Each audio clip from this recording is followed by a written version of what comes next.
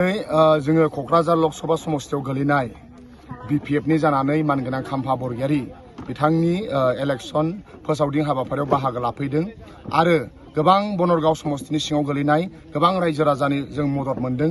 फैयै फैयै जोङो दिनै लास्ट प्रग्राम 6था प्रग्राम जाफैबाय दिनै साननि आरो गोबां रायजो राजा बिथांमोना सानजि खाफ्राबाय।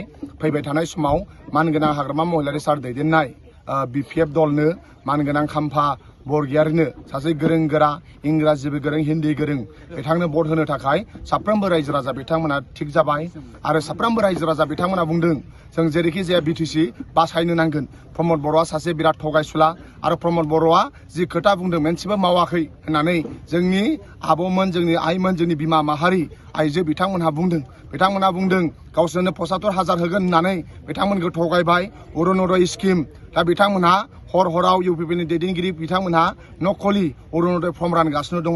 दा दिनै जोंनि बिमा माहारि बिथांमोना मिन्थिजोबखाबाय जे इउपिपिएल माने थगायग्रा, इउपिपिएल माने जाख्ल'ग्रा। इउपिपिएलआ बिथांमोनहा बर' रायजो राजाखौ थगायदों जे बड'लेण्डनि आन्दोलन खालामफ्लानानै प्रमद बर'आ दुलाराय बर' फरायसा आफाद आरो जोंखौबो थगायदों।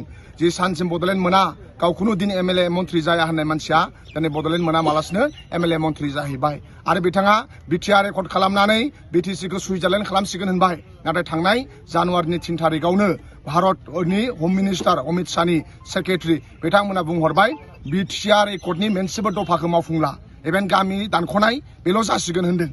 दा बिथांमोना बिनि एनआईटिखौ लुला, बिनि रेल फेक्टरिखौ लुला, बिनि sports university Lula, central university Lula, कुनु मेडिकेल कलेज जाला, एनआईटि इन्जिनियारिं कलेज जाला, उपेन्द्रनाथ ब्रह्मनि कालचारेल काम एक्सेलेन्स सेन्टार थुलुंगाफोराव लुनांगौ बेखौबो लुला। दा दिनै जों सोंनो लुबैयो जे इउपिपिएलनो मानो एमपि नांगौ जे बिटिआर रेकर्डखौनो अकल गामि दानख'नायखौल' जुदि मावसिगोनबा माने इउपिपिएलनि एमपिआ थाङोब्ला पार्लियामेन्टआव बिटिसिनि गामिखौल' दानख'गोन। दा बिथांमोनहा हयथ' रेल लामाखौ सिमा होगोन होनदों, ट्रेन हाइवेखौ सिमा होगोन होनदों। जुदि खोलाहा गामि दानगोन होनगासिनो दङ।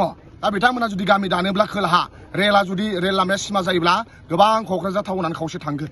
राजा लामाया सिमा जायोब्ला गोबां जोंनि बिखा गेजेरजों राजा लामा थांदों बे जोंनि खावसे बिखायानो थांगोन, खावसे बड'लेण्डआ थांगोन। ओंखायनो दा इउपिपिएल माने थगायनाय आरो दुलाराय बर' फरायसा आफादा रायजो राजाखौ थगायदों। भेन्सार स्कुलनि मास्टारफोरखौ सरकारि खालामगोन होनबाय, दिनै भेन्सार स्कुलाबो खालामला। ओंखायनो प्रमद बर' आरो दुलाराय बर' फरायसा आफादनि आफादगिरि दिपेन बर' बेसोरजों समान रावबो थगायसुला गैया। एग्जाम्पला आंनो भेन्सार स्कुलखौ सरकारि खालामगोन होननानै लिस्ट लाहोबाय, नाथाय प्रमद बर'आ आसाम सरकारजों कुनु दिन भेन्सार स्कुलखौ सरकारि खालामगोन होननानै रायलायाखै। बिथाङा गावनि सार्थ गावनि प्रब्लेमखौल' लानानै आसामनि चिफ मिनिस्टारजों रायलायो। ओंखायनो दिनै भेन्सार स्कुलनि दुखु दाहाखौ बुजिला, टेट पासनि मास्टारफोरखौ बुजिला। ओंखायनो जों बिपिएफ दोलोनिफ्राय साफ्रोमबो टेट पास, साफ्रोमबो भेन्सार स्कुलनि फोरोंगिरि, साफ्रोमबो सेंग्रा सिख्ला जाय साख्रि मोनाखै, साफ्रोमबो सेल्फ हेल्प ग्रुपनि जोंनि बिमा माहारि आरो साफ्रोमबो अरुणोदय जाय मोनथावथाव दङ बे साफ्रोम बिथांमोनखौ जों खोथा होयो बिपिएफ दोलोआ सरकार फैनायनि उनाव साफ्रोमबो जास्टिस मोनगोन आरो देग्लाय देश बासायनायनि नामाव साफ्रोमबो इउपिपिएल आरो साफ्रोमबो एबसुनि मावथि बिथांमोनाबो जाहाथे नांगोलाव भट होयो। मानोना बोरैबा जुदि एबसुनि बिजाथि जयन्त बसुमतारिया देरहालाङोब्ला जयन्त बसुमतारिया ना हिन्दी रोंगौ ना इंराजि रोंगौ, एबसुनिबो मान सनमान थानाय नङा, इउपिपिएलनिबो मान सनमान थानाय नङा, जोंनि बिटिसिनिबो मान सनमान थानाय नङा। ओंखायनो जों सासे गोरों गोरा मानगोनां खाम्फा बरगयारिनो जों भट होनांगोन आरो जोंनि रायजो राजाया साखाफारा जाखाबाय।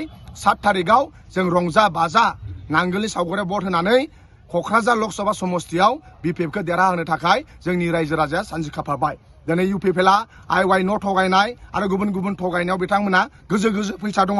बिथांमोना हेलिकप्टार लानानै जोंनि बड'लेण्ड ओनसोलाव गोबां इलेक्सन केम्पेनिं खालामनो फैदों, नाथाय जोंनि रायजो राजा बिथांमोना थाङा होनदों। मानोना हेलिकप्टार लाना फैनाय रायजो राजाया इलेक्सननि उनाव बिथांमोना गावबा गाव न'आव थांफिनगोन, रायजो राजाया बिथांमोनखौ लोगो मोननाय नङा। ओंखायनो जोंनि स्टार केम्पेनियारा जोंना मानगोनां हाग्रामा महिलारि सार बिटिसिआव हाग्रामा महिलारि सारखौ नायनो थाखाय लोब लोब फैयो, गारि भाराबो होनो नाङा, बिथांमोना गाव गावनो नायनो फैयो।